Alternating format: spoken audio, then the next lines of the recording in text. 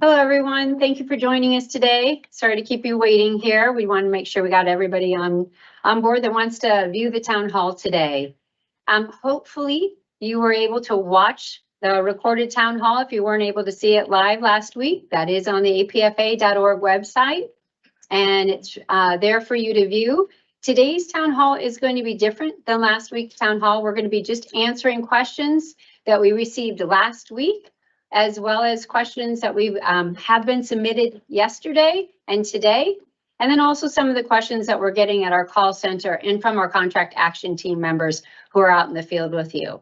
So we're going to focus on those questions today and get through those, and then we will also next week, we'll be really focusing on reserve and the reserve improvements, and most likely satellites also. So today we'll be answering a lot of questions that have been coming in, which have been great.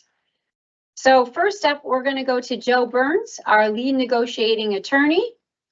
And we've got some questions for you, Joe. Thanks for joining us. And let's go to our first slide here. Okay, so we are posting the implementation timeline today. It has taken us a little bit of time to really work through that, make sure it's where we needed it to be, make sure everything's correct as far as the citations on the implementation timeline. And so today it will be posted. I want to talk about it a little bit about if the vote is yes, the date of ratification will be September 12th, 2024. And that means the amendable date would be September 12th, 2029. And date of signing would be October 1st, 2024, and that would be the first bid month after date of ratification, just to clear that up for everybody. So on the implementation timeline, you will see that we have on there date of signing, a lot of data signings, and then we have a lot of data signing plus 6 months, 12 months, 24 months. We heard you loud and clear. Nobody wants to see TBD as soon as practical on this implementation timeline. And I'm happy to say that the timeline does have dates on it. I will also say there are 6 items that are TTS and UBL that are all need to be programmed. And they have a significant amount of complexity to them. And it's not so much about each item individually. It's more about when you add all of those items in together into the system that creates the complexity.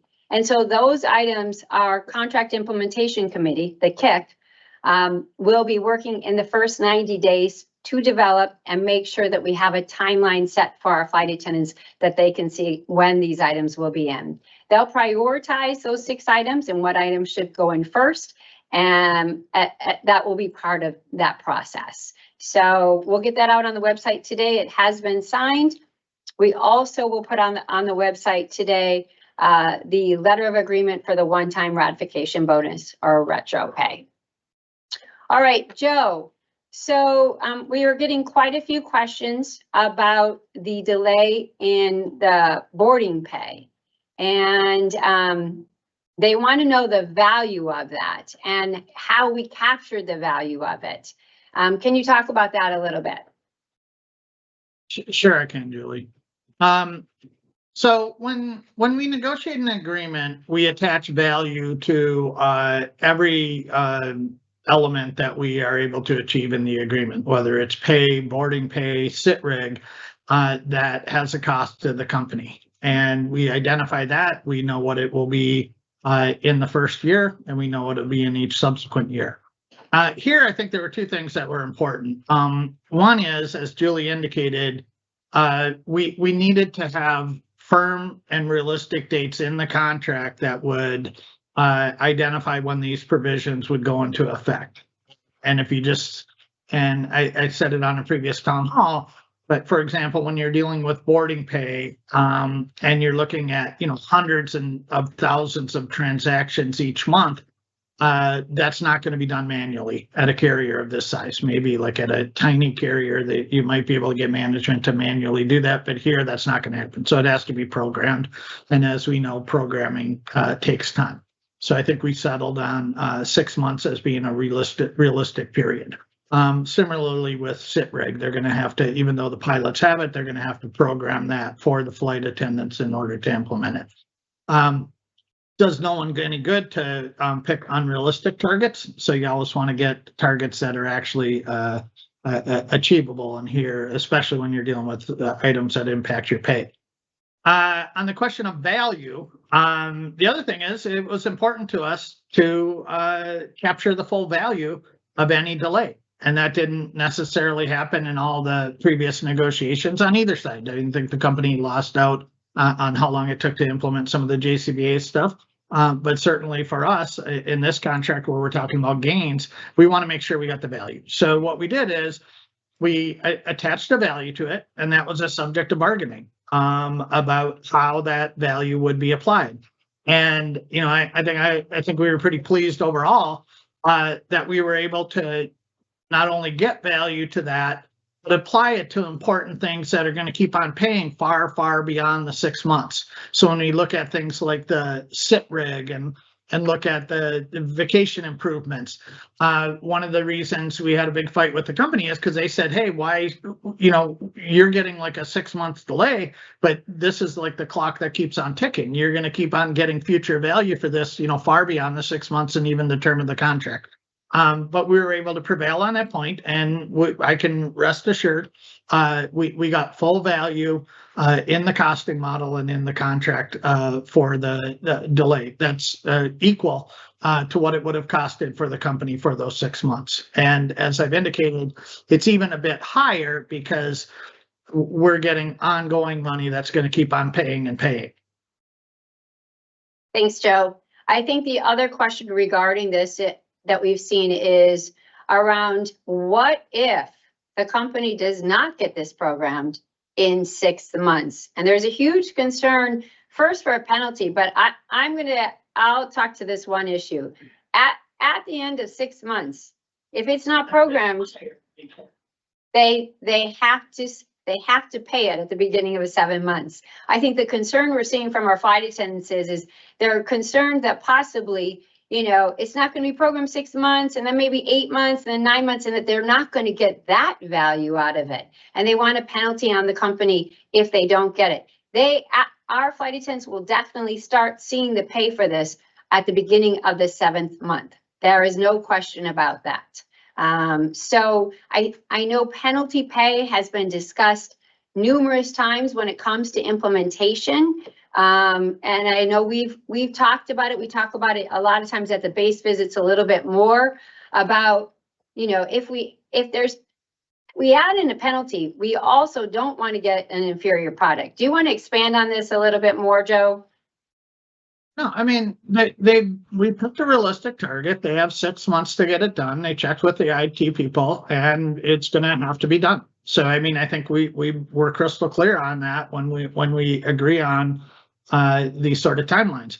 I think an issue is, you know, if they don't have it done, then they're going to have to do exactly what they don't want to do. They're going to have to figure out a way to manually pay it for all of those provisions. I think that's a huge disincentive for them to do it. But they're going to owe the flight attendants the money. That is crystal clear. And we have access to the grievance and arbitration system to enforce that. And, you know, I am confident that we will be able to capture every cent of value for every flight attendant because they're legally obligated to pay it. Yeah. Thanks, Joe. All right, I'm going to move on. Next question. We're getting quite a bit, and we saw, I think the only contract I've ever seen that we had to snap up was in our merger contract with USAir. And we're getting a lot of questions from flight attendants about, you know, did we try for a snap up to equal Delta or United if they surpass us in wages? And do you want to talk to that a little bit? Committee had a proposal that was on the table a long time till the end, really, in terms of a snap up, both if Delta gave an increase and also United when they reach a collective bargaining agreement. You know, ultimately that did not make it into the agreement. I think we ended up fighting the company. I think, on their side, they want to have certain wage increases and not have it, subject to, for example, a non-union carrier just granting the increases. And on our side, we wanted firm increases in the out years as well. I think you could have come up with some contract language that would have, had out year increases, sort of up in the air. But we don't really trust that either. And I think the second issue is, if you look at the experience of under the joint contract, when you had these sort of wage recalculations, a lot of those were looking at the total value of the contract, which gets to all of the provisions of the agreement. And in that sense, we know from back then, and we know from applying the model now, that our total compensation in the contract is way superior to Delta. So I think we would be a little bit leery about having arbitrators set our wages. But ultimately, it's one of those things. You propose stuff, you bargain over it. And we ended up settling on having firm increases in the out years rather than provision like this. Okay, this kind of follows along with that. The question is, why are there no increases when the contract becomes amendable? And you answer this so well in Chicago. I think we're going to try and take that out of the recording for everybody. But if you wouldn't mind, I'm talking about that when we do see. I think you talked about Air Wisconsin and that they had done that. And really, can you talk about that a little bit more? Yeah. So look, it's something we propose, and we'll often propose in negotiations. The issue here is it's a non-standard provision. So you end up with a high level of employer resistance. It's not that that's the end of the story. But I think when we start thinking about it a little bit more, I think the idea is, hey, if we had some increases after the amendable date, that would prove an disincentive to management to kind of drag this on and would help us get a contract quicker. The problem with that is, frankly, the types of increases you're going to be able to get the company to agree to beyond the amendable date are not the kind of increases that you're probably thinking. You're probably thinking, hey, let's get 5-10% if they go beyond a year or two, where in reality, what they would probably agree to is like 1% or 1.5%.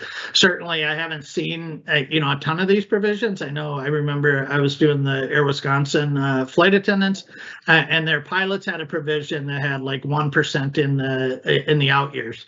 It didn't really serve to push forward negotiations. It just bred a bit of complacency, and it also gets the company in a mindset that, hey, that's really the floor and you're already taken care of, when that's not how we look at it. We look at it, every round of negotiations is our opportunity to go in there and beat up the company and get some healthy increases.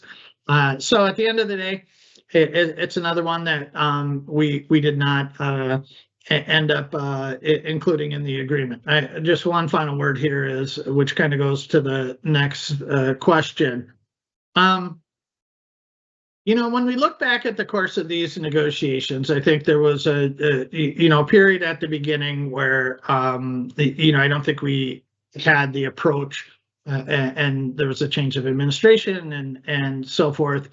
And didn't really have a targeted approach and kind of going to war right away. And I'm not saying that was bad. It's just kind of that wasn't the beginning approach in negotiations. But when you look at it, when we did do the reset of negotiations and came back after COVID, we did target negotiations and we did bring things to a head pretty quickly.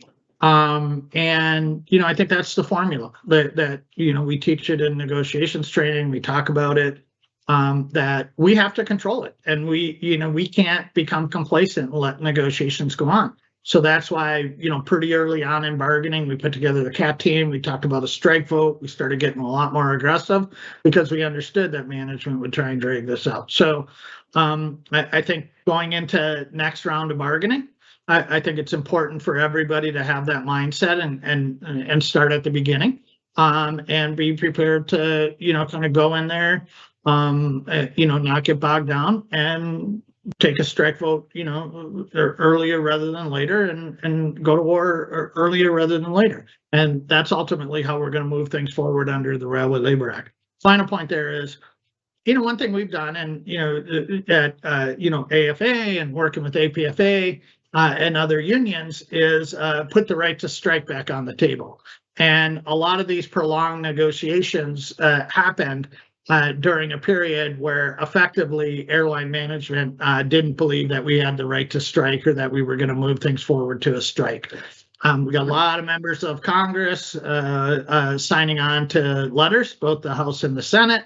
A lot of pressure. We've talked before, Julie's talked about it, about the White House involvement in this bargaining. So I think those days are over where they can just sit there and be complacent and think it's not going to go to a strike. So I know that's a long answer to it, but ultimately, that's the formula we need to employ.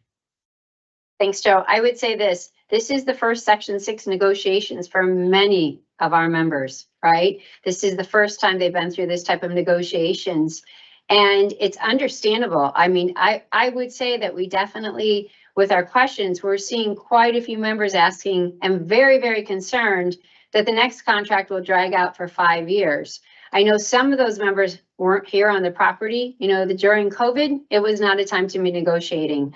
All of the unions, we got together with AFA, TWU, and quite a few others, and we discussed making sure that we weren't negotiating and giving concessions during that time frame. So that added on really a year and a half, probably to 2 years to these negotiations. So I understand the concern, especially after what we've been through. But I think, Joe, you just kind of gave everybody the formula for when this gets started again, how to get it, going, how to target it and actually push the company to make this happen quicker. Thank you for that.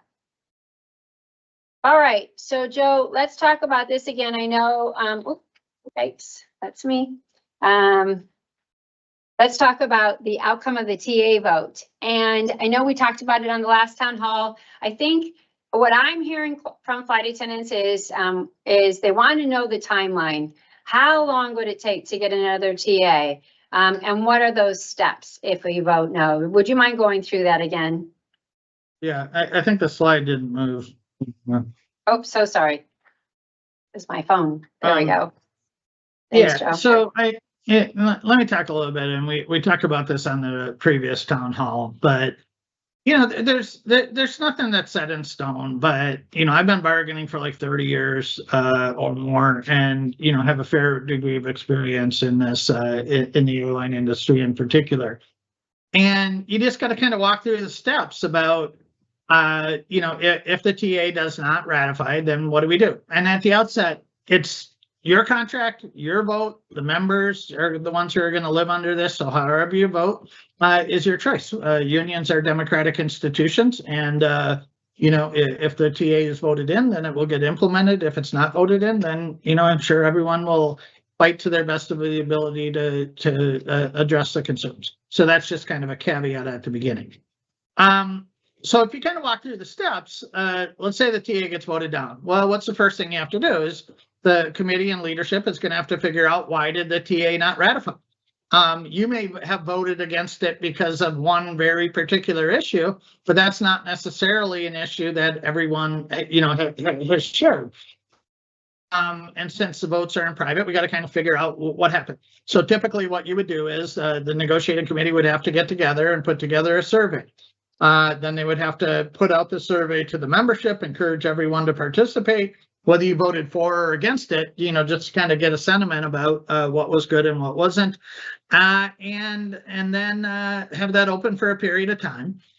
Then you have to get together and sort of compile that and analyze it and set the demands.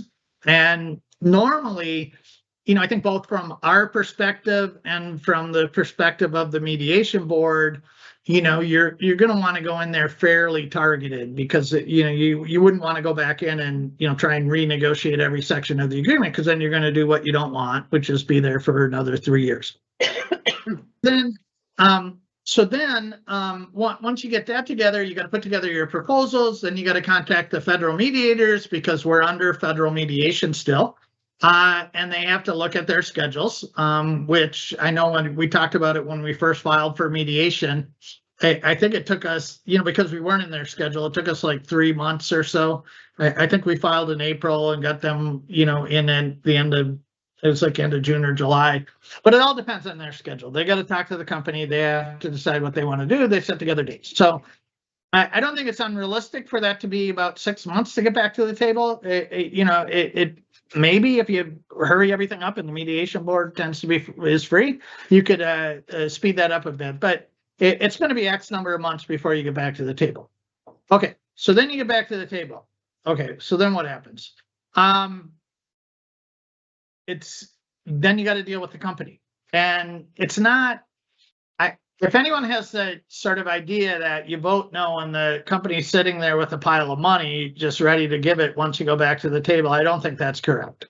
I think that, and we talked about it in the previous town hall, we squeezed every penny out of this company way, way more than they wanted to do. They had the federal government coming down on them, the mediation board, the threat of a strike, the committee, every time they put in 75 or 100 million, the committee be that's not enough. So we tapped them up. So I don't think it's going to be, we're going to go back to the table and they're going to say, hey, we're going to have more money. And that's especially true when you talk about American Airlines management, who are frankly, somewhat difficult.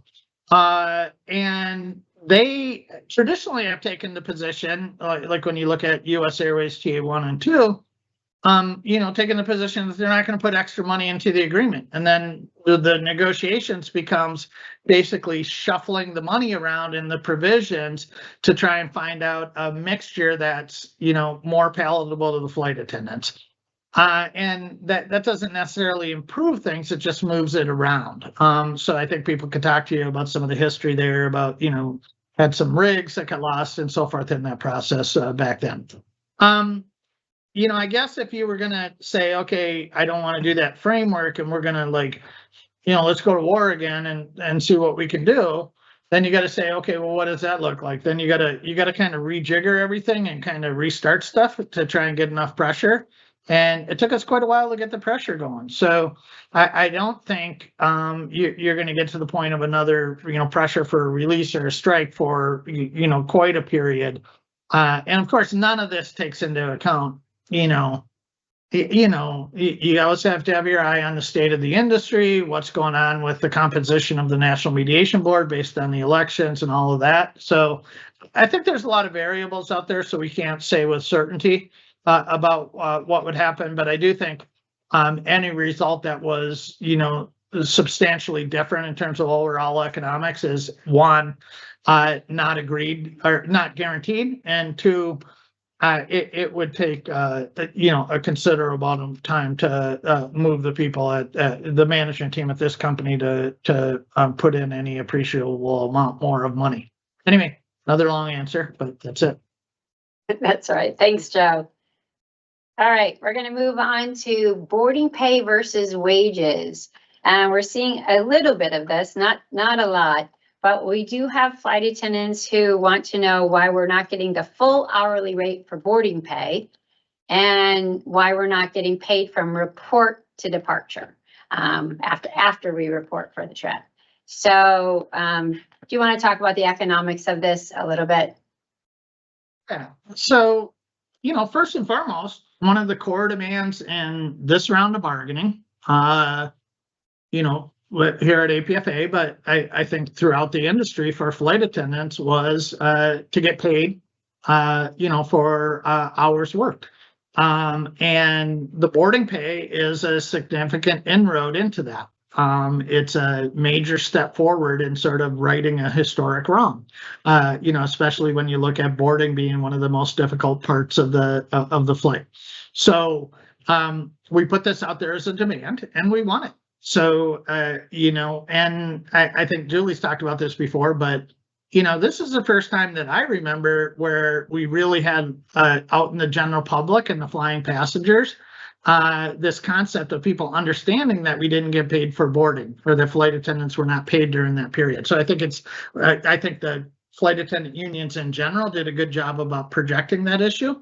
And, you know, frankly, it would be a little bit odd to beat up the company on boarding pay and then say, oh, no, we really don't want to get paid for boarding pay when they agree to it.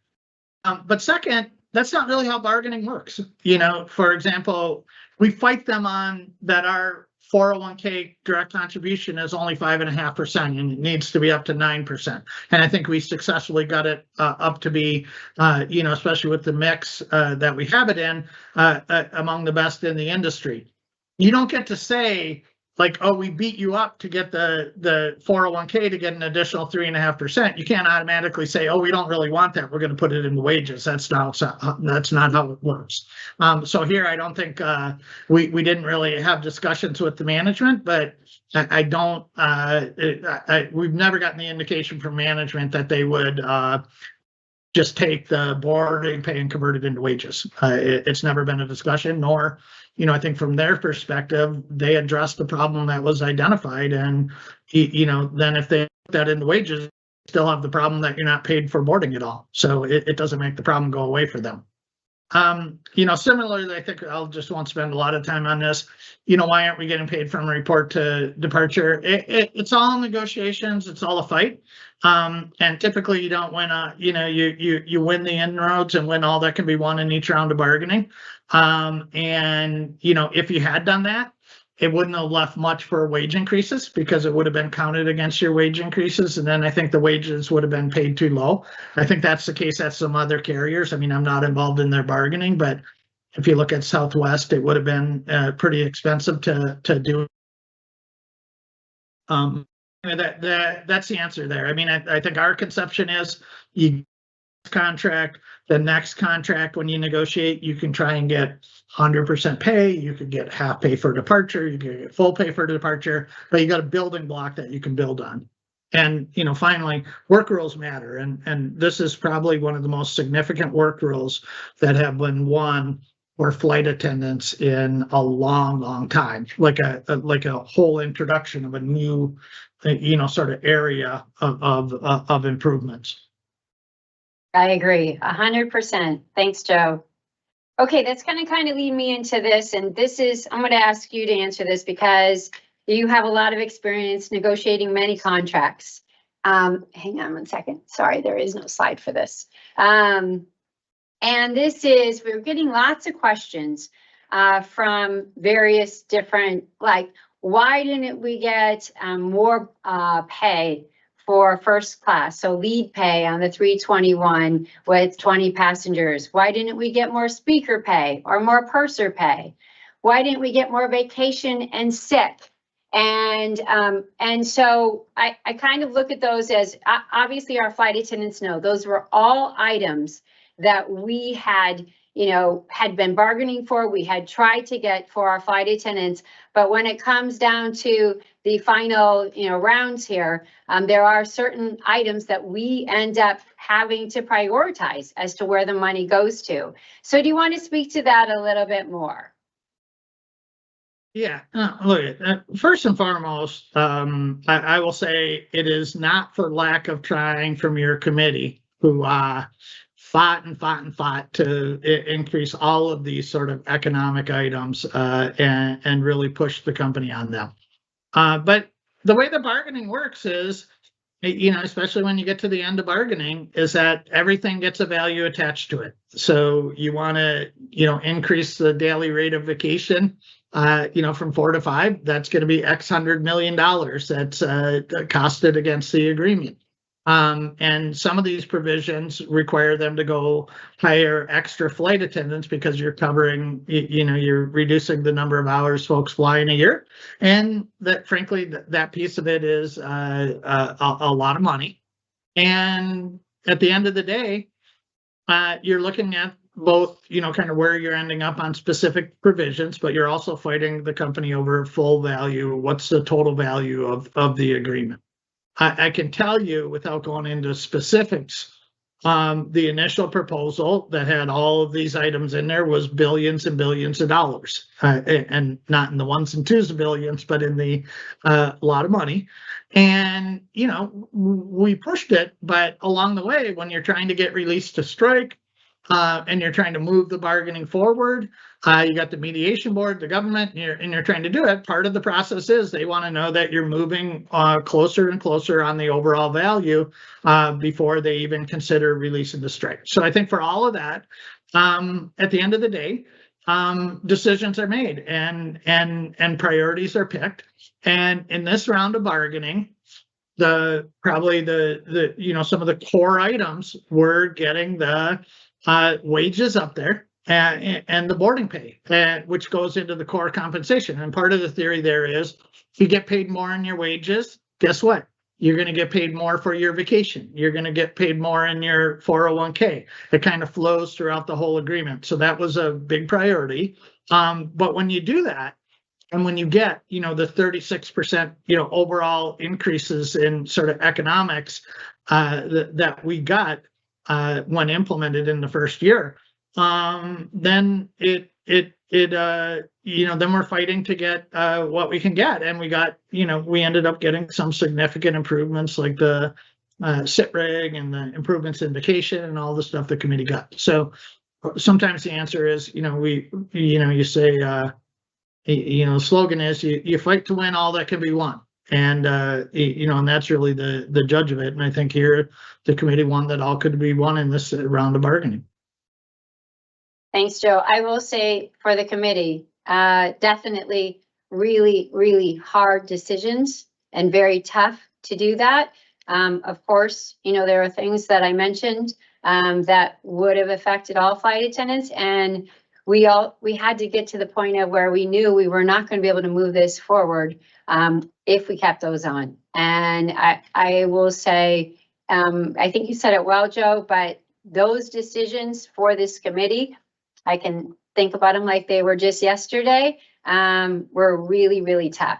And but we needed to get this contract to where it is and to get it done. And we definitely heard from our flight attendants quite a bit that they needed wages and they needed retro. And we definitely wanted to make sure those were where as high as we could get them. All right, next slide, Joe. All right, so Dan Akins is not with us today. Dan had a previous appointment. So Joe is going to talk about a couple slides that Dan usually takes care of, but Joe can also do it just as well. So Joe, we're going to talk about inflation and COLA. Everybody's wondering how this TA 2024 stacks up to inflation. Can you speak to that? Yeah, I can. Let me just pull up my slide here, email. So look, I think one of the things we do in bargaining is, you know, we're looking at negotiating wage increases, and we have to look at it in the context of, you know, what's inflation doing. And we certainly did that in this round of bargaining. And, you know, we're completely comfortable that the wages that were secured, which, as we've been crystal clear throughout, also include the increases attached to boarding pay, outstrip inflation over the period. You know, inflation since 2020 has been a bit over 20%, depending on, you know, what date you used to start it, and Dan can fill that in more.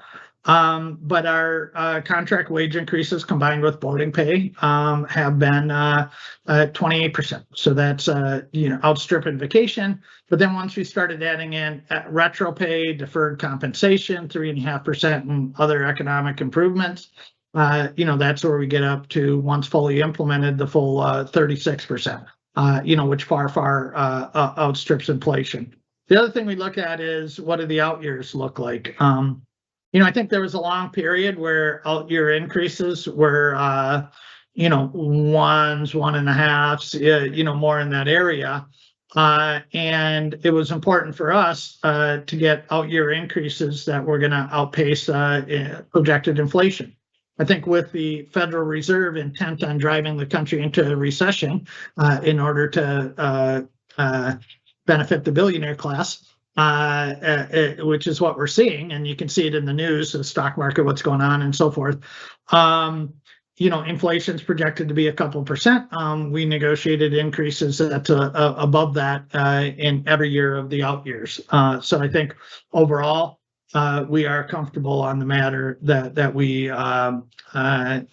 outstrip inflation. And the final thing is, I think Dan's done an analysis too.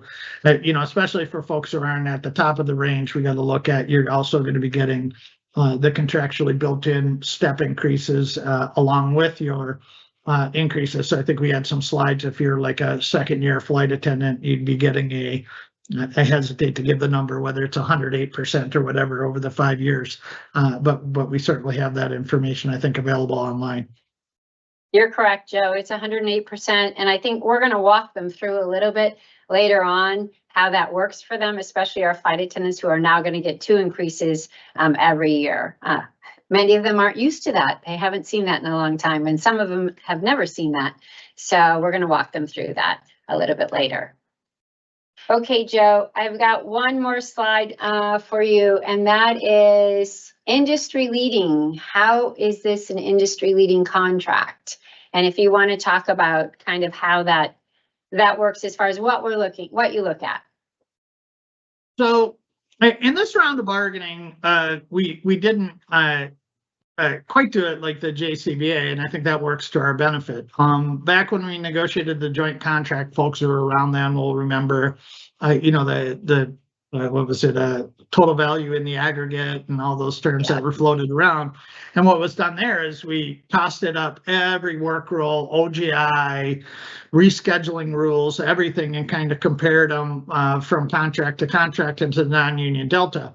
And what we saw there is the contract that we ended up with, the American contract you're working under, had some of the best and most expensive work rules in the industry, and that over the course of time, we started to lag behind on the pay components. But now that we've addressed the pay, and then we compare that to the rest of the industry based on that analysis and applying it, clearly. This is the most valuable contract in the industry, and it far outstrips, in particular, Delta, who gained a bit of advantage with the sort of profit sharing and when they did the boarding pay and so forth. But when you look at the rest of their work rules and what management can do to reschedule and so forth, this is truly industry leading. So. I do that based on a lot of experience. I mean, I think you have, some of the most protective rescheduling rules that you're going to find around. Not that anyone likes to be rescheduled, but you have some pretty good language. In terms of the wages, I'm going to just boil this down in a nutshell. I think there's been some numbers out there, about how do you compare. And I think we talked at the town hall, the previous one, about we're not in competition with other unions. We're operating on the principle of solidarity and trade unionism, which means that we're all fighting and we cheer when other groups do well, because it's just going to help the profession and our bargaining. So we liked it when the Southwest flight attendants got their deal, when Alaska got their deal, they'll help us. And, all of us together are going to help United, and that's going to move things forward. So I think we need to get out of this sort of mindset that it's at. That being said, our wages are top of the industry, just frankly. I know there's this idea that Southwest flight attendants get paid 90 hours block. That's technically not correct, or not even technically not correct. It's not correct. They get paid in trips for pay, which is a provision that, it's a little bit odd. They have it and Alaska has it, but you're not getting paid for time, you're getting paid for distance. And the problem with kind of comparing that is you're not really comparing apples and oranges. They not only get paid in distance, the shorter the flights they are, the more they get paid. So they get 243 for the first, a TFP for the first 243 miles, and then one for 400. Not to get too complicated on this, but essentially what it means is, if you apply it to their network where they have a lot of short flights, then yeah, they would get $90 an hour in block, because that's what the conversion rate would be. But if you took their TFP, so then you might say, oh, wow, we want to get their TFP and get paid in that. But the problem is when you apply it to like a normal network carrier, and that'll even include Alaska, where the average flights are, between 1,100 and 1,500 as opposed to 700. You're basically going to get paid 84 hours block without boarding pay. So TFP at their rates wouldn't work for American flight attendants. And likewise, if you took our contract here, TA, applied it at Southwest, well, guess what? Way more boardings at Southwest because they got these shorter legs, and the contract applied at Southwest would probably yield a result of 95 block if you were putting together the boarding pay and the pay. So at the end of the day, I don't think, I wouldn't get too hung up on this because they negotiate kind of what works for them with their short little legs. And we negotiate, and most others negotiate based on block, based on what sort of compensation is required when you have like average flight lengths. So I think that's the overall answer. But I think, just to sum it up is, I think we took a close look at this, and I think we're confident that this is industry leading. And we didn't really want to do like a comparison of every particular term like that was done last time, because that would actually drag us down. And the management a little bit tried to start getting into that, and we were like, hell no, we're just dealing with getting the pay up there. Thanks, Joe. Okay, I'm just going to clarify for everyone, just in case anyone's listening and thinks that Southwest flight attendants have short little legs. We mean short segments, right? We all got a good laugh out of the short little legs, Joe. Thanks for the really good explanation on that. And Joe, those are the only questions I have for you. So you're more than welcome to stay on, but I know you're also very busy, and we are very happy that you've been on loan to us for quite a long time. I know a lot longer than you ever planned on, but I know you've got a lot of other work to do. So feel free to drop off if you would like. We really, really appreciate your time today and appreciate helping us to get this done and helping answer all the questions for our flight attendants that we possibly can. So thank you. I'm going to head out. Thank you. Bye. Thanks, Joe. All right, let's move on to the negotiating team. And first, we're going to talk about retro pay. We got quite a few questions about the retro pay. And Tim, I think you're going to answer most of these for us, and Kelly, right? So, you know what? I was going to read them to you, but go ahead, Tim. You can just answer them as they come along. First question is, what is the reason for waiting 60 days from the date of ratification for retro pay to be given? So for the retro pay to be calculated, we have to be able to figure out what everybody's income is, right? So for 2024, as you know, you're going to get the 20% from the January 1st all the way through to the end of August. But if you're using the calculator now, you have to kind of figure out what those earnings are, because we're not at the end of August yet. The later we make that date for the cutoff, the later it's going to be to get the payout. Because think about it, the closeout of August isn't until September 9th. So if we wait until September 9th, well, we are going to wait till September 9th, then the company has to have time to figure out what each individual's earnings are for all of those past years. So we could make it, if we made it the end of September, now we're talking October 9th, it would be 2 months after that. So by having a firm date of August 31st, closeouts on the 9th of September, they'll get all that done and it'll be paid out within the 60 days from the date of ratification. Next question is, will retro pay be considered eligible income for any 2024 profit sharing payout? The answer is yes, it will be considered eligible income for this year should there be profit sharing paid out, because it will go into those earnings. The third question was, it the union's idea or the company's idea for retro pay at such small percentages for the first 3 years? So when we negotiate retro pay, we negotiated a dollar amount that we could use for retro pay. And then it's up to the union to decide, how do we want to divide that retro pay up? And if you think about back to 2020, that was COVID. There was a pullback of flying. We had a lot of people out on furlough. We had a lot of people out on leaves.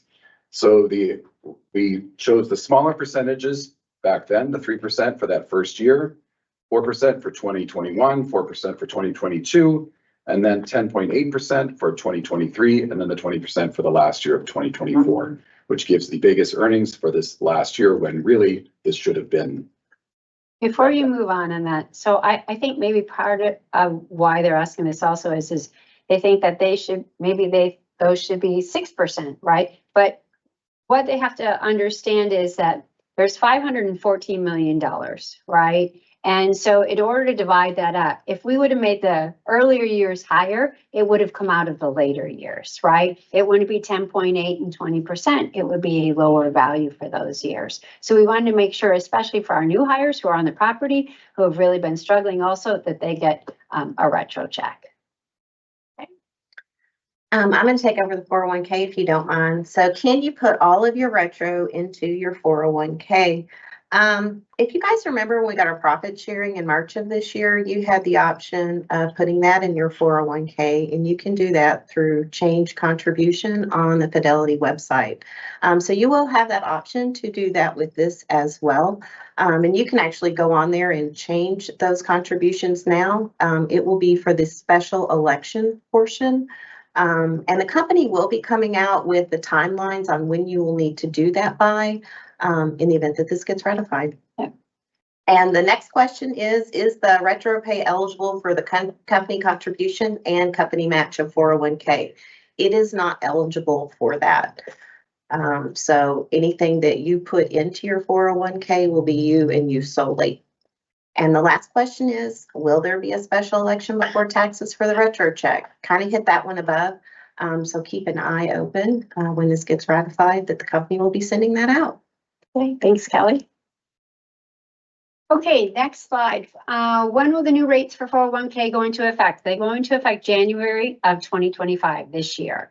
For 401ks to be implemented mid-year, there's a lot more manual to it, and we did get the value out of that implementation being January of 25. We've had questions about our 401k plan versus the other 401k plans out there for flight attendants. And we just kind of wanted to go over this again and talk a little bit about ours versus especially Southwest. I think Southwest is the question that we were getting on this.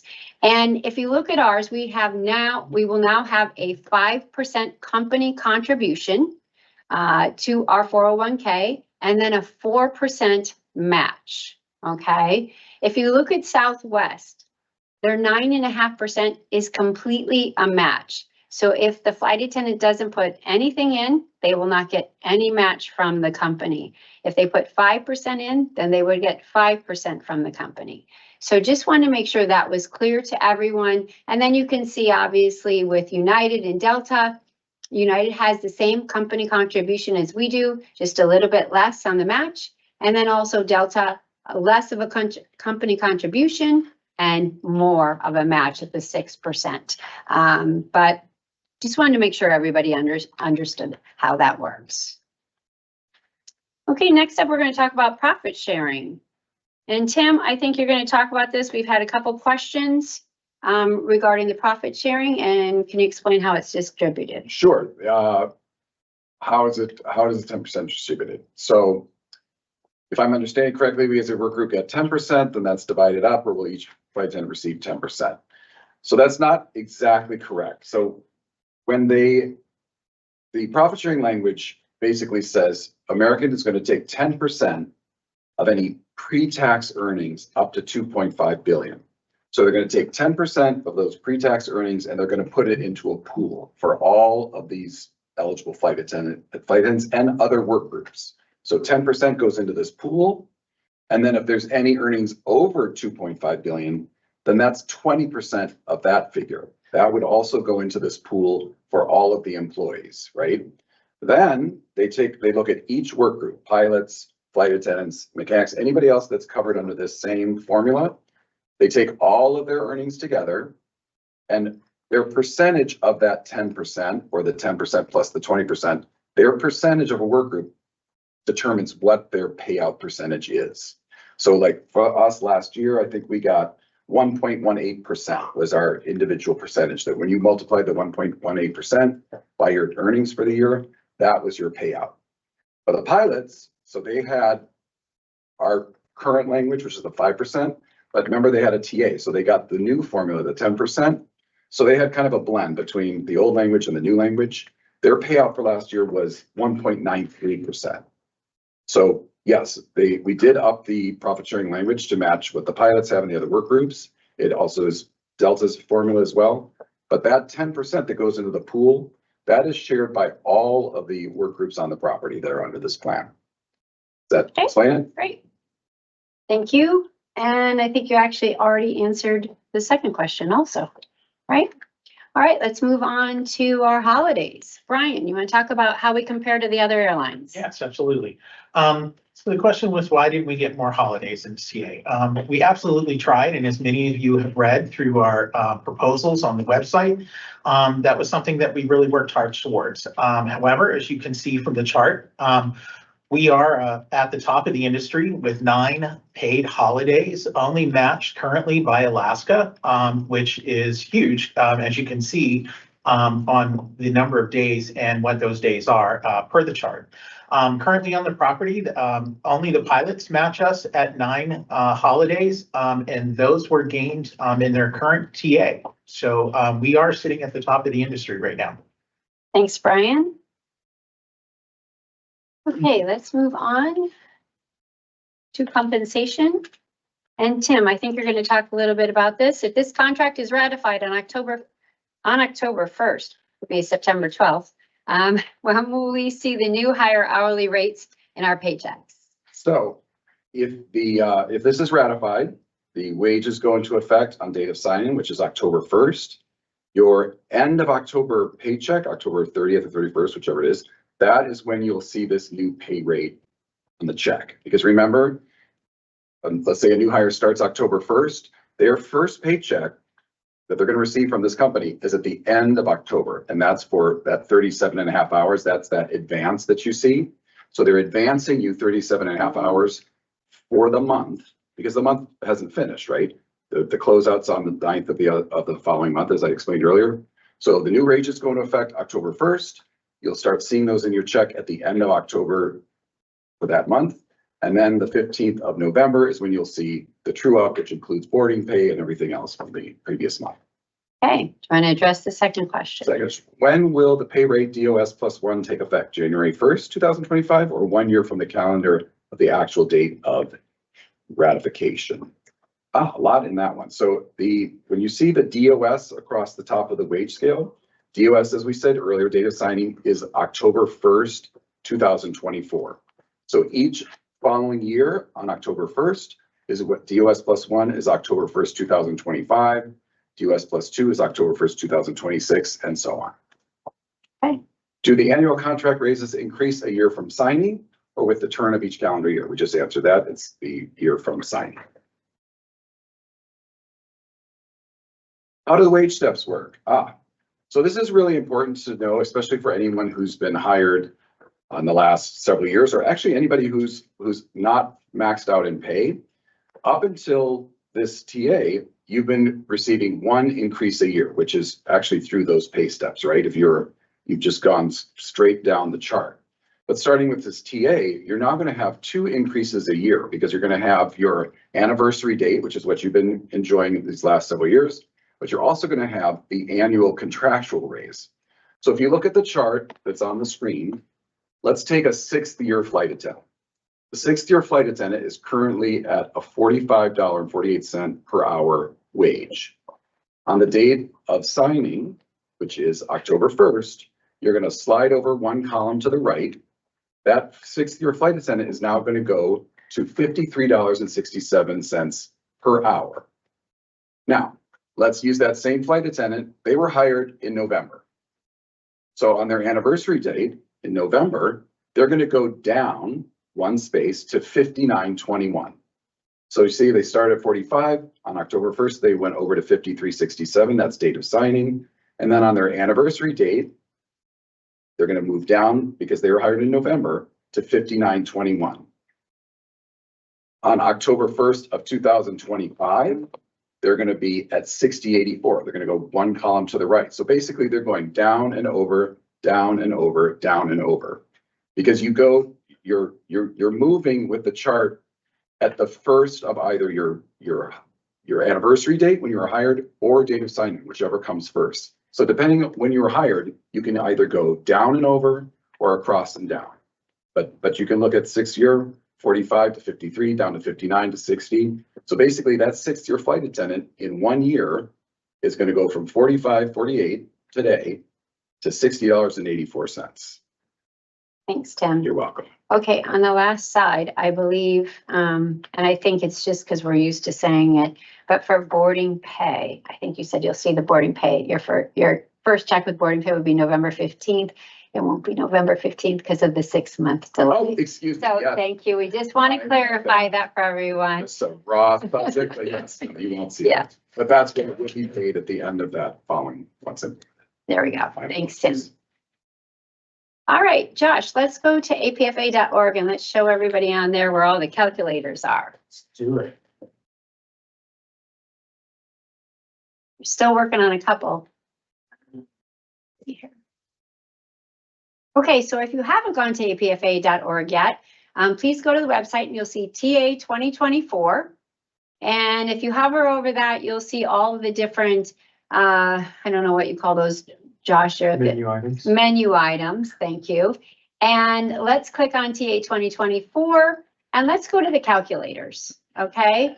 And you can see here, we have a wage comparison calculator. We have boarding pay examples. We have our boarding pay calculator. We have our retro pay calculator.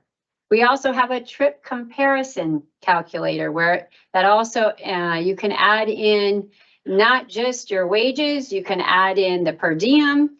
It will add up the per diem for you with the increases. It will also add lead pay in there also, or galley pay in the trip comparison.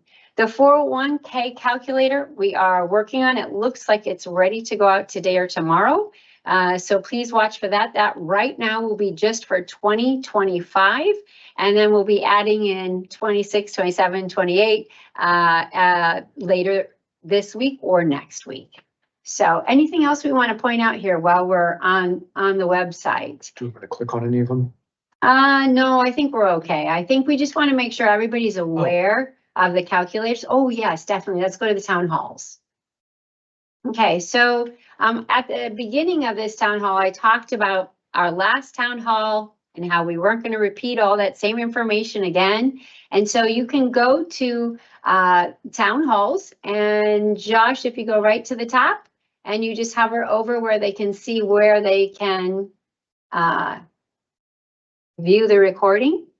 Sorry, watch recording, and then right there also, if they want to see the last town hall. I didn't really want to go to the one with the picture because, you know, I hate the picture. The photo. Thank And you. then we have the full schedule for the base visits below that. All right. All right, thanks, Josh. Just wanted to make sure everybody's aware of all those calculators. All right, let's go back to the, all right. So we're going to talk a little bit more about boarding pay because we got so many questions about boarding pay. So boarding pay, who gets paid when a standby is used for boarding pay? And once again, these take effect once boarding pay is implemented. Who gets paid when a standby is used for boarding? If the standby is called to board the flight, they are not going to receive the boarding pay unless they actually end up working the flight.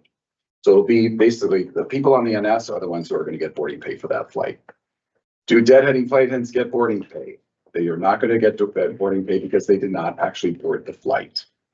When is boarding pay going to be implemented? I think we covered that. It's going to be 6 months from the date of signing.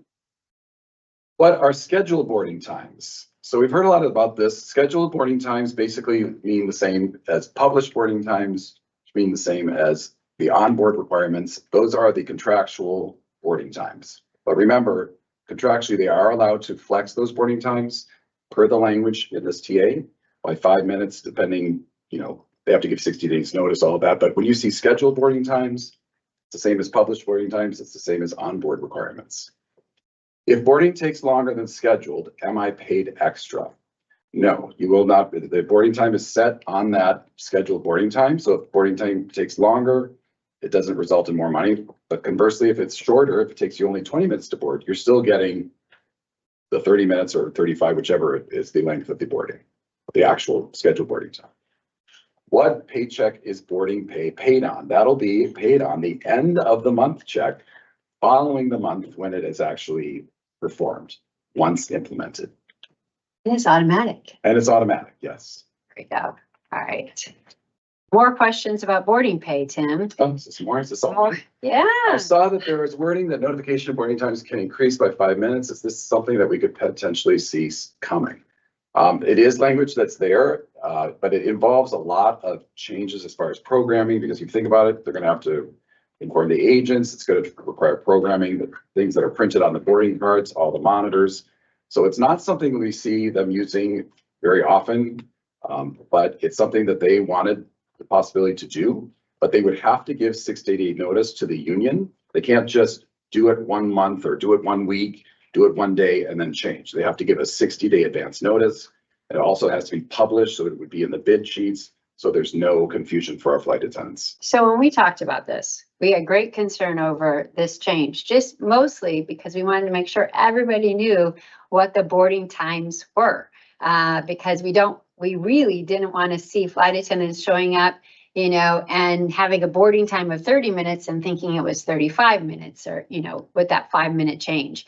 So initially in negotiations, the company wanted to get rid of the contractual boarding times. We said, absolutely not, we're not going to do that. And then when we continued the conversation, we found out really what the concern was, what their possibility of that they might want to do here. But it is not something, and they said this too, it's not something that's an easy change. It's not something they foresee changing every 60 days. It's something that if they see that there's possibility that they don't need that much time or they need more time, that they'll change it. But as Tim said, it is not just about the flight attendants here. It is, the agents have to know the boarding times, right? The passengers have to know the boarding times. It has to be on your boarding priority, on your boarding pass. Thank you. So there's a lot more to it. I think there's a lot of concern over this just because it's something new, but we had lots of conversations about it. And it is something that I don't think we're going to see happen on a frequent basis. And the pay will follow any change to boarding times. Yes. So if they increase it from 30 to 35 and 35 to 40 minutes, for instance, that will result in an additional 5 minutes of boarding pay. All right. Can boarding pay, do you get paid for every time you board the aircraft?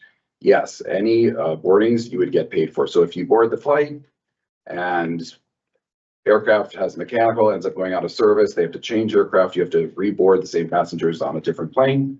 Yes, then you'd get a second boarding. Or if you had to exit the aircraft, there's a 3-hour delay, and then you reboard the same aircraft, yes, you would get the additional boarding for that. What if I divert?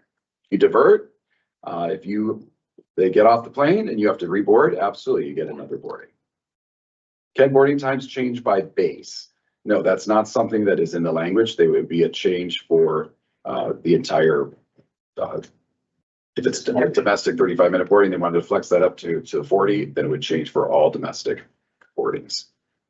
Can boarding times change by aircraft? No, not by specific aircraft. They can't just say, we're going to just change the boarding times to the 737, for instance. It would have to be the domestic 35 is going to 40. All domestic 35s are now going to 40. Do we get boarding pay protection for canceled flight? Did you board the aircraft? If you board the aircraft, absolutely, you'll get the boarding pay. Thanks, Tim. All right.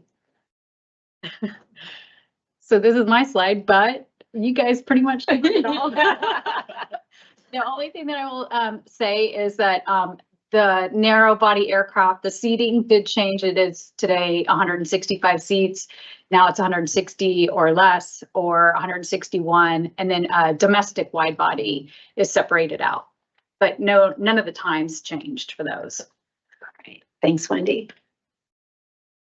Okay, let's talk about SITREG. A few more questions about SITREG, which is understandable. It's something new in our contract. Absolutely, and it's a great new work role that we've managed to secure, and it's going to add some financial power for that time period.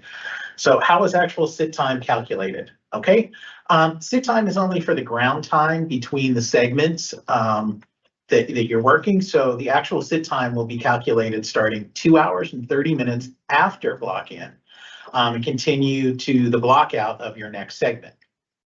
So to go into the next question, if if I sign in and my flight is on a rolling delay for 4 hours, will I be paid flight time for those 4 hours after I signed in, or will I get the sit rig pay? In this circumstance, the scenario here, you're not going to get either. Because the flight time is only going to apply after you've locked out and the aircraft has departed. You're going to need to be on the plane for flight time. And in regards to the sit rig pay, as noted earlier, sit rig's only between your flight segments. And in this scenario, and from our person who's asked the question, you've just signed in, so you haven't actually taken a flight out as of yet. So let's just, for clarification purposes, let's make sure everybody realize sit time is between flights, right? Correct. It's not from when you report until your first flight. It's for between flights, from block in to block out. Correct. Okay, all right. And as far as the next question, I'm going to throw that over to Kelly, and she's going to take it from there. Way to leave the easy one. Yeah. Okay, so I've worked my first segment. So as Julie said, we've originated, right? So it's going to qualify. I have 5 hours on the ground, and my second, which happens to be my last flight, if the day cancels, am I eligible for sit rig? So again, we've originated, so that already triggers the first part of qualifying for it. Now, the second one is my flight canceled. Well, that's not going to cancel out my sit rig, because at that point, my flight is canceled. I'm going to be held to my 2-3 hour obligation, right? So I'm going to have to wait for that, at which point they will either give me something, overnight me. Either way, I'm either going to have a release time for that duty period, or I will have a second segment with a blockout time. That is what's going to trigger the sit rig in between those two. Again, that would be the block in of the first segment, which I've already completed. And it would either be my release time, or it would be that second segment that I got rescheduled to. Does that hit it? Yep, you got it. Thank you. All right, let's see here. And I'm gonna Kelly? take the first one Okay. if you don't mind, Yep. because I like money. So how do the various pays work together? The reason why we threw this on the sit rig is because with that sit rig, you could possibly see a few layers of pay.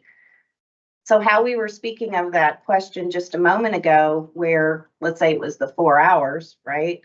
I'm going to get boarding pay for that second segment, which is going to lay over that sit rig that was in that time.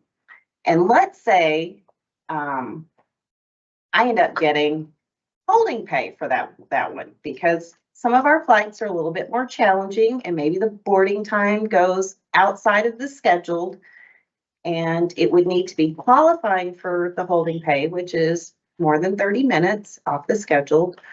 So you could see that sit rig, you'll see that boarding pay sit on top of it, and then you'll see that holding time sitting on top of it. Well, so you can get paid 3 ways to Sunday on that one duty period. I knew there was going to be a little something coming up. I like it. Thanks, Kelly. I think that's something that, everybody, as they start to understand, the sit rig definitely will help us when we're in between flights and we're sitting there on a delay, and we've already boarded the aircraft. We're still going to be getting that. Yeah. Yeah.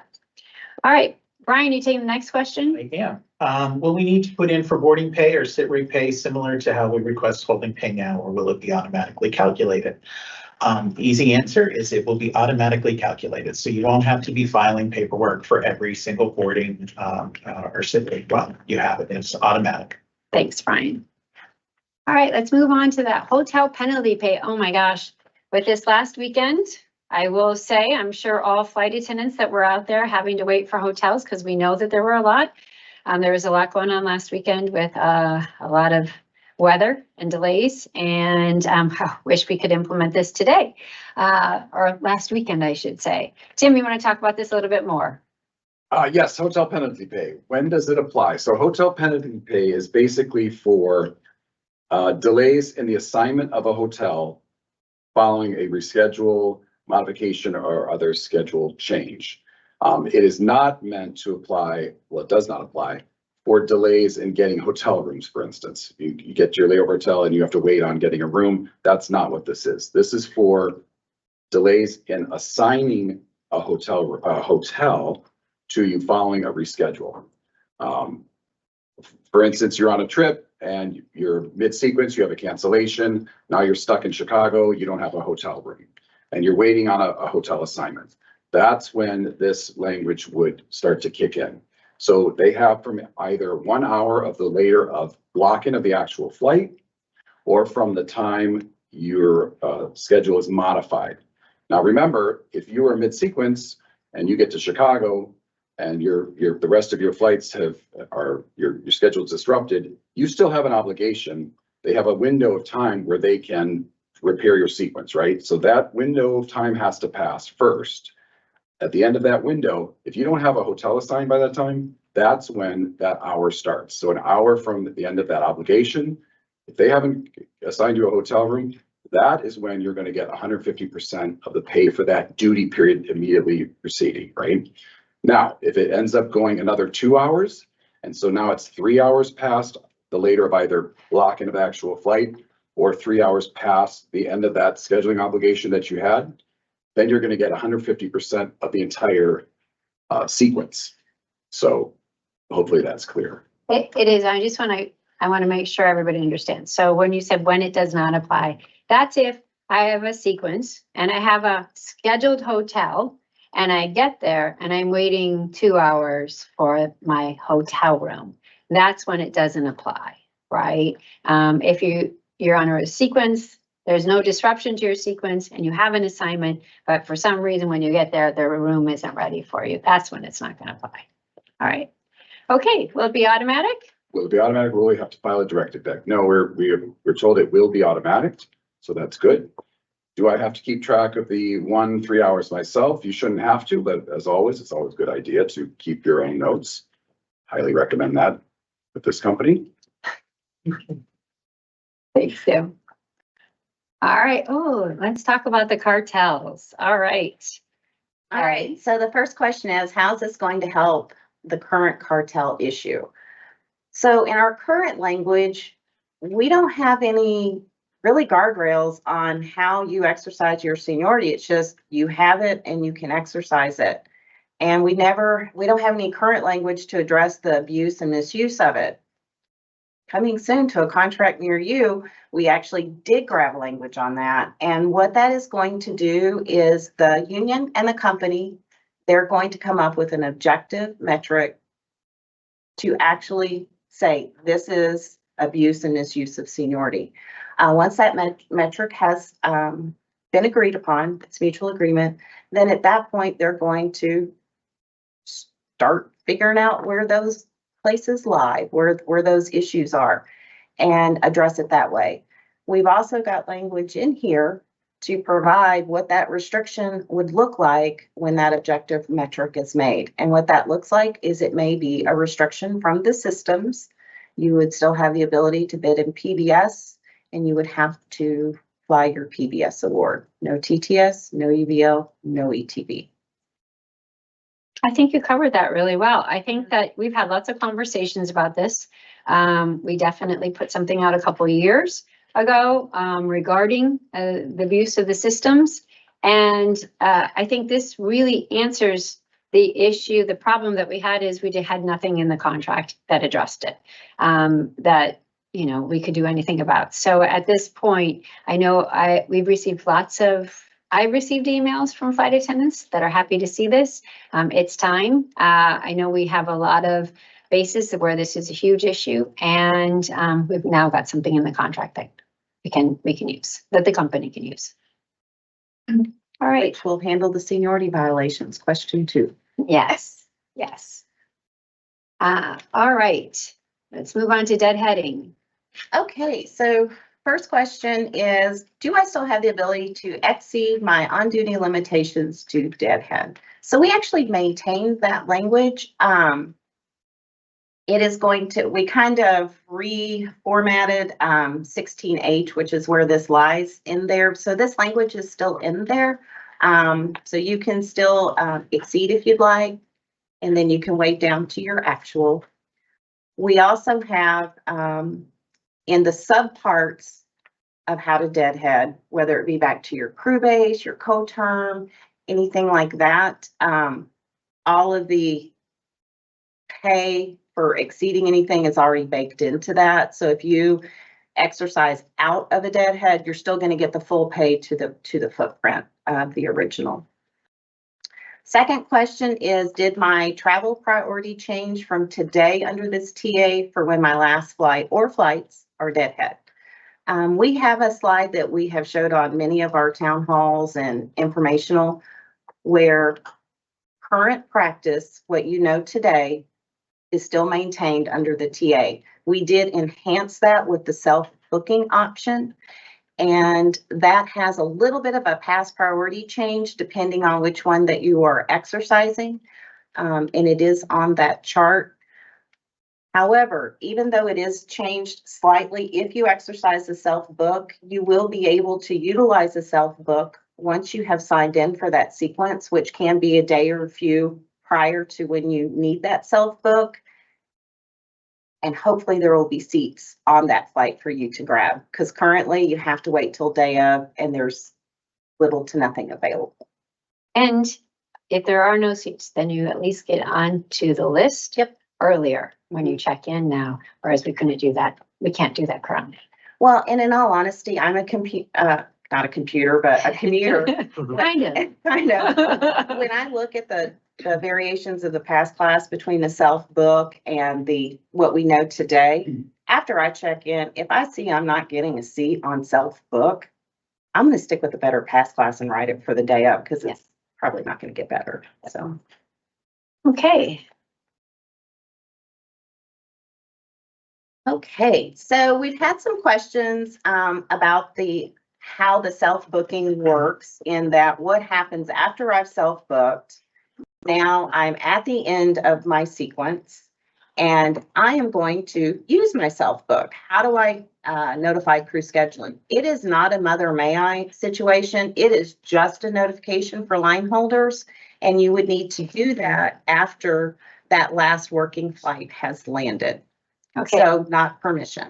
Okay, I'm going to say it is not a request to be released like it used to be for the one carrier, right? It's notification, notification. That's it. I'm just No letting you know. changes from today. Yeah.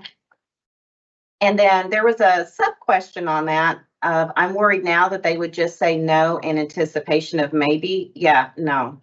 It is, you're just notifying them, and that would be through an electronic notification once that gets implemented.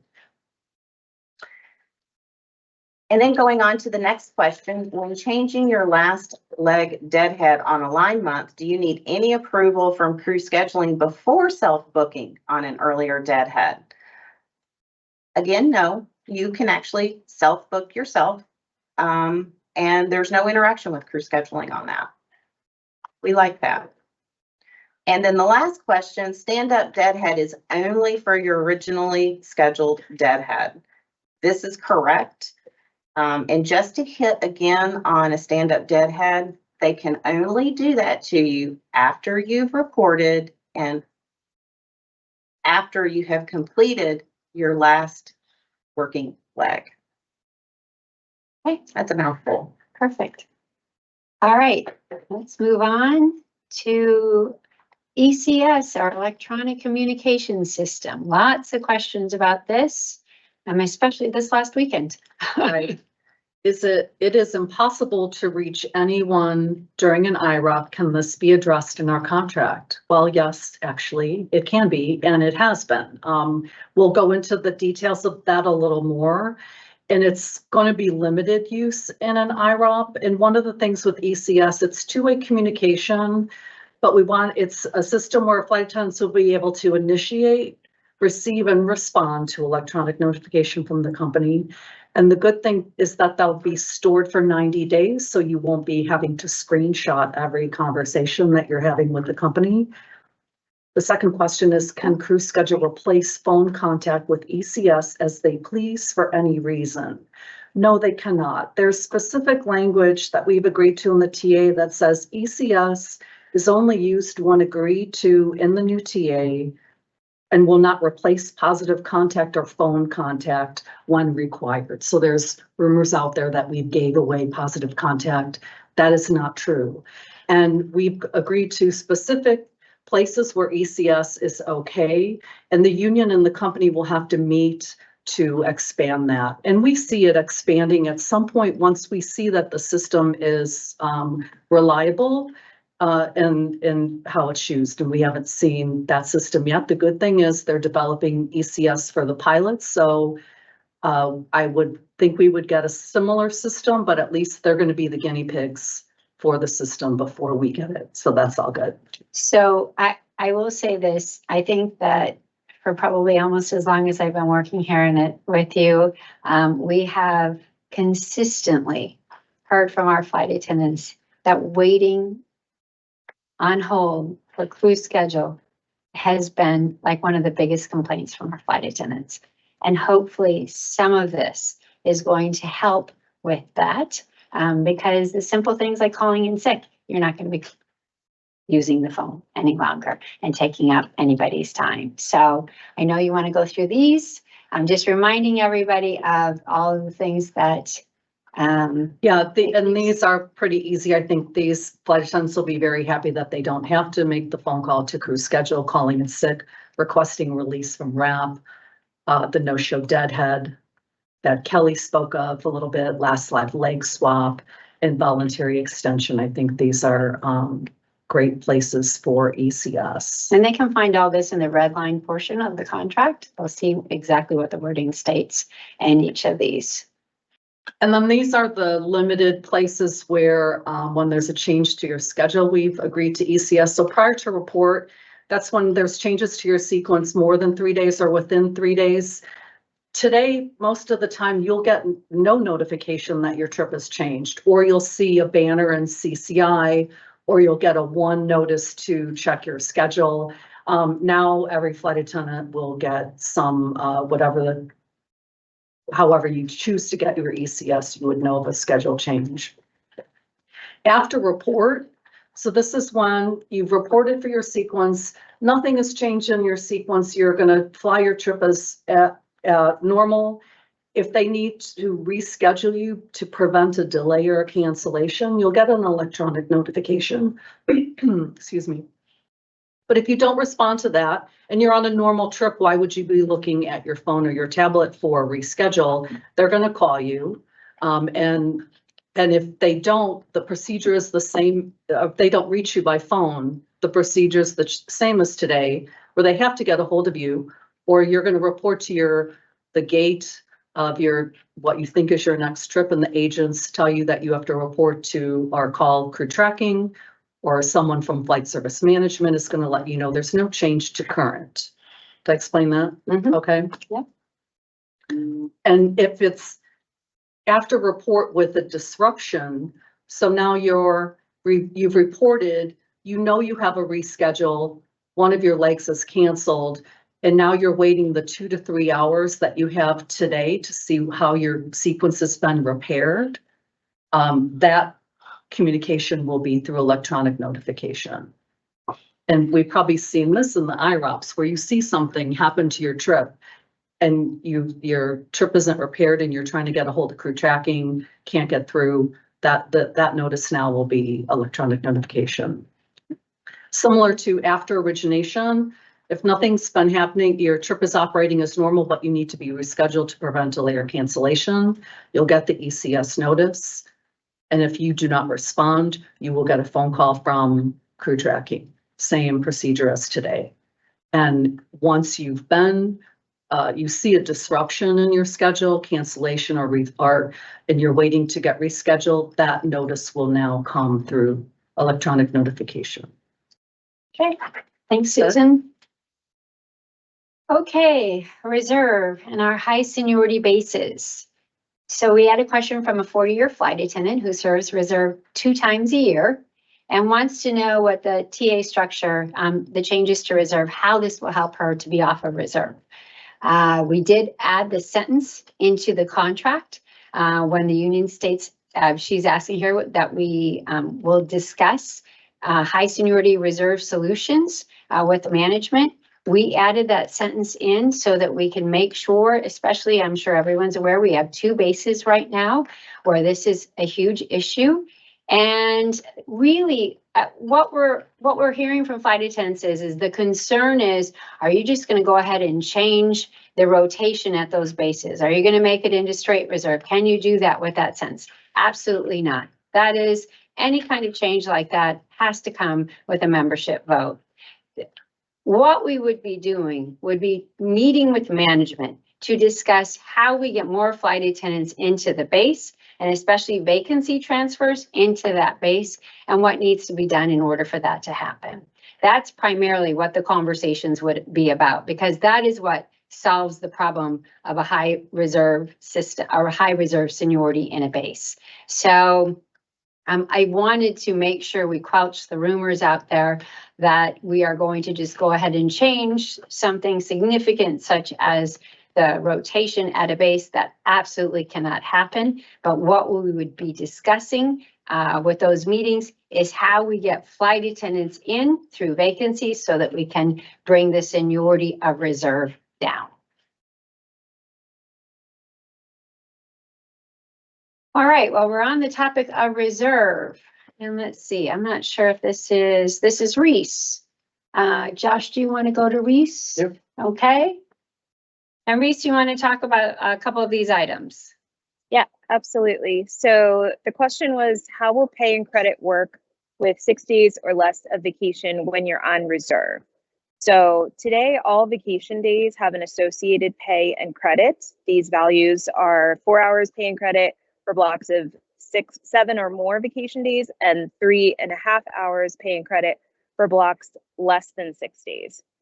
So under the agreement, we were able to secure 4 hours of pay, but not credit for all days of vacation, regardless of the length of the vacation block.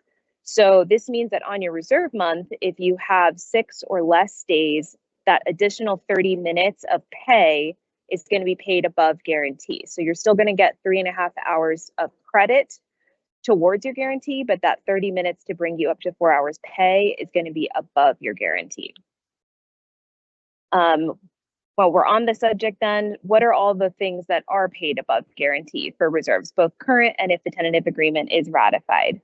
So we kind of separated it out here. As you can see, on the left is going to be everything that's current, and on the right in the green box is going to be all of our new ads. But it's important to note on the left, those are like per diem, position premiums, VE. We got increases in all of those as well. So even though they pay above guarantee today, they're going to pay that much more under the agreement because they were all increased in the tentative agreement. And then on the right, the sit rig, the boarding pay, hotel penalty pay, we've talked a lot about all of those already, but really important to know that all of those new pays are going to be above your guarantee. Thanks, Reese. And just to make sure we're 100% clear, on the left, we did get increases on many of those items, but not on all of them. Just want to make sure everybody realizes that. All right. Thanks, Reese. And Kelly, I think you're going to talk about this. Yeah, so we've had a lot of folks reach out to us because they're concerned about the verbiage for a standby is being assigned out of base. What that is, what it looks like, and are we going to see an increase in trips that would go to a standby out of base? Can we clarify? We can totally clarify. That language is the exact same language that we currently have now. However, it is in the TDY section of our JCBA, which is section 13I. And who's going to look in there to see a reserve standby out of base? So we ended up porting it out of 13 and putting it into 12 in the reserve section for ease of use, but we did not change anything. So it's the same language we've had almost 10 years now, and they've never used it, but now we can find it easier. Yes, it's never been used since it's been in the JCBA, that's for sure. All right. Let's see, more reserve. Okay, so why was a second year of reserve added? So one thing we heard from the membership and the board of directors, the base presidents, was to reduce reserve seniority. So reduce the seniority of those that are serving reserve. And in order to do that, someone has to serve reserve. So as we see people transition from straight reserve to 1-on-1 off or to 1-on-3 off, the faster that happens, the faster seniority creeps up for reserve. So in order to slow that down, we are adding a second year of straight reserve. However, that will not be implemented until after ratification and implementation. So really it's after the implementation and programming of that second year. Before you move on, Wendy. Yep. So we did add this to the surveys way back when. It feels like forever ago at this point. But with 28,000 members, we had many different opinions on what we should do with the reserve system. And I will say there are people who want straight reserve for those on property. There are people who want straight reserve for those for new hires. There are those that wanted to stay the way it was, stay exactly the same system we have. There was quite a large group of flight attendants who in the survey said they're not happy with what it is. They don't want straight reserve, but they want to change. And so I think we had lots of different thought processes on what to do. As what we did is we really improved the reserve system itself. I think the most changes in this contract came in the reserve system. And then we tried to find a balance somewhere in all of the different flight attendant wants. And that was the 1 year. Exactly. Yeah. Okay, so does a standby awarded get a standby click? This was not changed from current practice. If you're awarded a standby click or a standby, that means that you asked for it and you will not be getting a click. But we also did not change from today. If you're assigned a standby, you will receive a standby click. Why do reserves not get credit on a VLOA month? Same thing, kind of along the same lines, is that we want to see reserve seniority come down. So if somebody who is on reserve takes a VLOA, that just means somebody else is serving reserve that month. And then so on down the road, that person isn't serving reserve. That means seniority of reserve creeps up. And we want to see that come down. Reserves can still get VLOAs. Yes. But you're not going to get credit for it. Correct. Yeah. All right. This is me too. For out of base pickup, will it be from TTS and UBL? No, this is only from in UBL. And it will be the day before your sequence up until 3 o'clock the day before home base time. And it's for the same number of calendar days starting on the same day. So if I have a 2-day, I can trade for a 2-day or a 3-day. I can go up in time or days, but I can't go down. I think you're talking about one's better, right? Oh, I'm sorry, you are right. Yeah. I know, I'm like, wait a minute, out of base. yeah, That's okay. no, yeah, We've so- been talking about a lot of different revisions. You're right. Yeah. My bad. That's okay. So out of base pickup. So that is when after everything runs for in base on UBL for in base line holders and reserves on days off, then it will go to out of base line holders and reserves on days off. So, and that is in UBL only. If awarded or a flight attendant picks up from UBL, is positive space provided to from assignment? No. So if you're going to pick up a trip out of base, you need to know that you can get there for your trip, or maybe you're already there in base, but that is going to be on the flight attendant.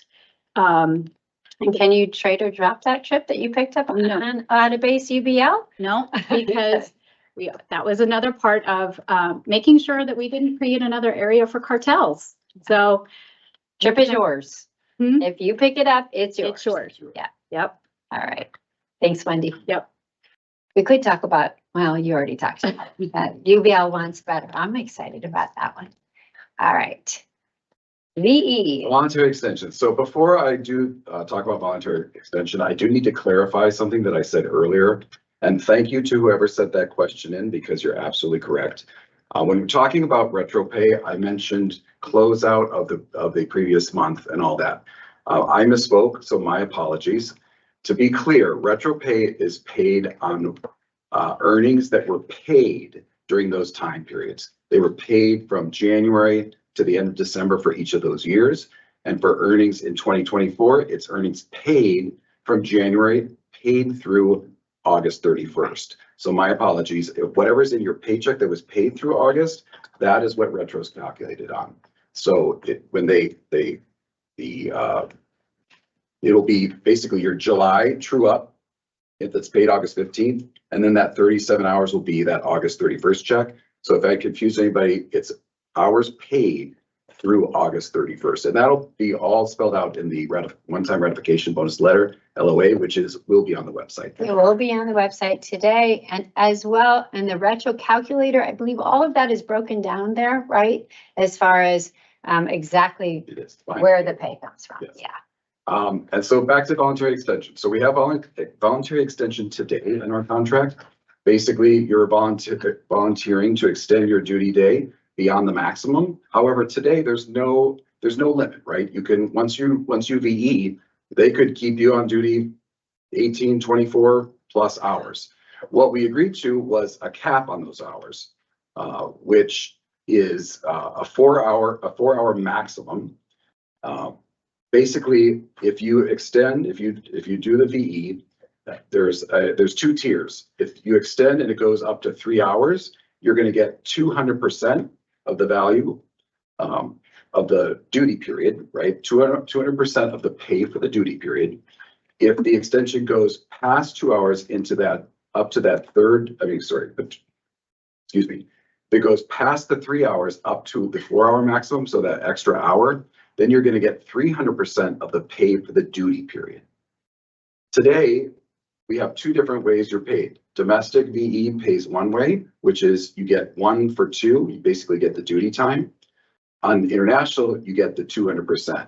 We've changed all of that, so everything will be paid as it is on international today. It'll go by the 200% of the pay for the duty period or the 300% of pay for the duty period. That's for domestic and for non-long range. There is also language for long range, but that only allows you to do a 1-hour VE. And then for that 1 hour, you'd get the 200% pay for the duty period. Tim? The RHRA, retiree health and reimbursement arrangements. It's a great add to our contract or to the TA. The first question is regarding the sick bank hours paid. Will the unused sick bank hours be paid at 50% of the current hourly base wage rate or at the new rate if one chooses to have the money deposited in the RHRA? The sick time that is banked in the RHRA will be paid at the new rate for what you deposit in there at the 50%. Keep in mind that when you do put the money in and add to the account, you will have to give the company notice of 4 months that you will be taking your retirement and that you'll be converting your sick bank over into the RHRA. However, if you plan on retiring sooner, we have secured a waiver that will alter the 4 months to allow you to deposit that in there at this time. So also please keep in mind that you will need to be on the property or on the seniority list, I should say, as a flight attendant to receive retro pay. So if you're planning on retiring and you want to utilize the RHRA and deposit your sick bank into there, you also want to plan around the retro pay payout. For the last question on there, what can I use RHRA for? The account credits may only be used to reimburse you for unreimbursable or substantiated items that you couldn't get paid out through your basic insurance. So this will enable you to cover any additional cost above those and for qualified medical expenses. And as a note, and of one of our flight attendants based in DC was wonderful to add this to us, sending it in via email. Although there was some concern with only 50% of your sick bank going in there, keep in mind in the conversion that conversion into that 50% into the RHRA is non-taxable compared to if it was paid out at the current cash value of $8.65 an hour, that is taxable. So having the RHRA and the ability to convert your sick time into there and a non-taxable account is a huge benefit and a major financial savings to you. Thanks, Brian. I think that we could probably get our retirement specialist, Kim Tuck, to list out everything that you can use the RHRA for. I know I've talked to my retiree friends who are on Medicare, Right. and they have used, they were the ones who, some of them got it through the VOP, and they have definitely used that RHRA for quite a few of the items that they're charged for. So Huge benefit. yeah. All right, we'll make sure to get that out. Maybe we could put that out on a hotline or in the next town hall. All right, so we did get a lot of questions about why were there no changes to the attendance policy? Can we have point forgiveness with data signing? Why are we getting 2 points when we call in sick during a critical period when we only get 1 bank point? We agree with a lot of these things, but these are not the contract. These are all policy. And so these items are not addressed in negotiations. Now, I will say we have been able to make some changes. We did, the union did file attendance grievance back in 2000. I'm not sure when it was filed, but it was heard in 2018. So there was a grievance over the attendance policy, and that's what we have to do over something like policy. But since that grievance, we have been able to get the company to change the fact that when you are out on a medical leave, you used to get points, and today you no longer get points. Now, that was not through contract negotiations. That was just through talks with the company. So just wanted to kind of put that on here so everybody realizes this attendance policy is not in the contract, but we do hear you. We will continue to work on the items that you've sent to us through these questions, but not through contract negotiations. Okay, then we have some miscellaneous items we want to talk about today. Let's see here. I think, Wendy, you got the first one? Yep. Yeah. The current pay protections when flights, trips cancel for various reasons. In this TA, is the language the same? Do we still have this type of protection? Yes, we still we maintained all of our pay protections. We actually added some. We have reserves, last series that we added. So once you have completed your reserve obligation, be it through reserve calling out of time, and all of your on-duty days would be converted into days off. Or if you have completed all of your days, reserve days of availability, and then have days off at the end of the month possibly, or have vacation, you would be able to pick up a trip. And if for some reason that was your last sequence or last series and something went sideways with it, you would be pay protected. Another item that we gained that was pay protection is 10J1. So if you lose 3 or more sequences in your month, today we see a lot of LOAs needing to be written, and now we have language that will pay protect if you lose 3 or more sequences in the month, if it's not already covered under pay protection language in section 10. Another item is it's 16G, and it is when a commuter or you choose to take your first deadhead out of your commuter city or co-terminal, and you are unable to be in position for your first live leg. And if that happens to you, it's up to the flight attendant to take the option. Either crew schedule can split you onto your sequence, or they can offer you other flying. It's your option to take it. If you take either of those, you will be pay protected for the value of your sequence. So those are several pay protection items added, which are great. And we didn't lose anything. And there's one more that we changed, which was the definition of a completed trip. Yes. So today, a definition of a completed trip, let's say you board a flight, you take off, you fly for half an hour, and the plane has to come back to base, or and it lands for, say, a mechanical. If you land for mechanical and it ends up canceling, we only get 3 hours call out or the duty time, whichever is greater. Today. What we changed the definition of completed trip to was if you return to, for any reason, that would include mechanicals, right? and you end up canceling, then it will be a completed trip, which would now entitle you to the minimum day, which is 5.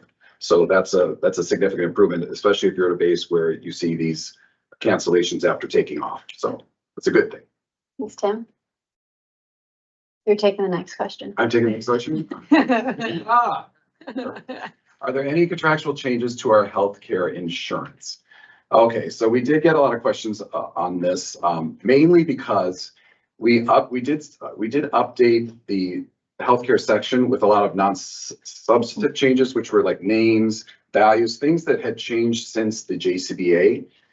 We changed those to reflect the current values, but there were no contractual changes to our healthcare insurance as far as percentages or premiums. Those are all contractual and they stay the same.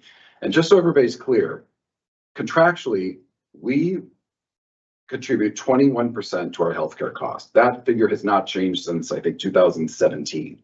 The company pays the other 79%, right? Our premiums can go up each year along with medical inflation. That part has not changed. But in the JCBA, there were some escalation clauses that started in 2016. It's going to be that. 2017, it's going to be this until it gets to this number. And that's what we have today. That's what has been updated to reflect the current amounts. But there were no changes as far as what we pay out of our pocket. We just added the recent figures in. Correct. And then also in that same section, it has a chart which shows the current premiums.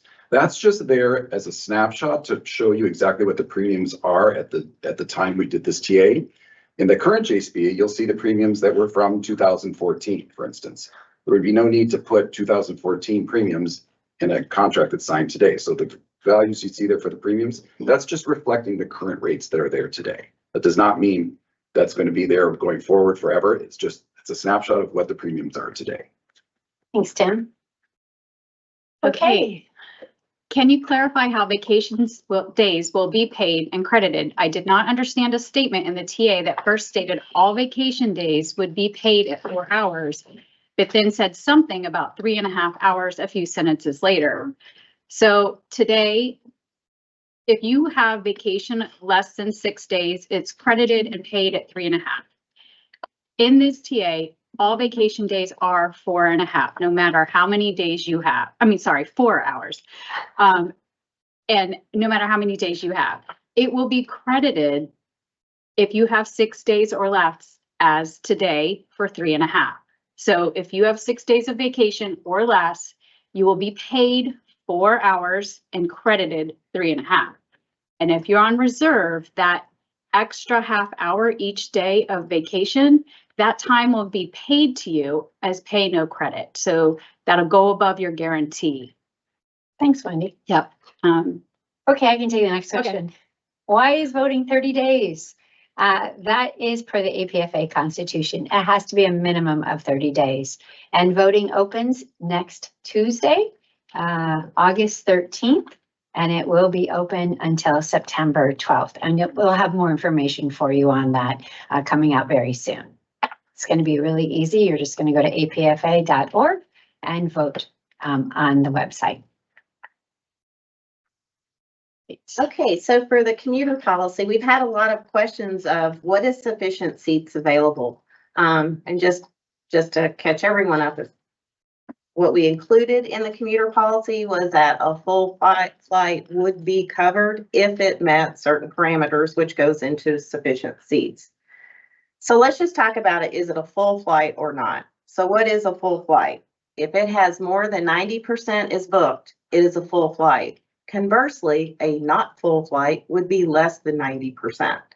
So 24 hours prior to departure, when you would check in, it cannot be a full flight. It would not qualify then. And to go back, a full flight is more than 90% booked.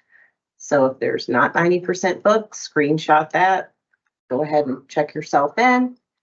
And then if it fills up within that 24 hours, you will be covered. All right. Oh, and we have the contract amendable date. I think we already went out through that, but I know everybody's been trying to figure that one out. All right, so that is all of the questions for today that we will be answering. We will take all the questions that we got during this town hall, and we will look at those. And then on next week's town hall, we will add some of those in after our reserve. We're going to talk a lot about reserve and all the reserve improvements. I believe we're going to talk a little bit more about satellites. We've had some questions about satellites, and then we'll add some more questions in that we received today during this town hall. We want to thank you so much for tuning in today. We still have our TA call center. They are here and available for you to answer questions. We have our contract action team members out in the field also answering questions for all of you. And for us, we are heading this afternoon to DCA. If you're based in DCA, please see us there. And we also have Charlotte and Miami this week. So DCA, Charlotte, Miami, and we hope to see you there at the base. The next virtual town hall is next Tuesday. And then you can see the entire schedule for the base visits on apfa.org. Thank you so much. Fly safely.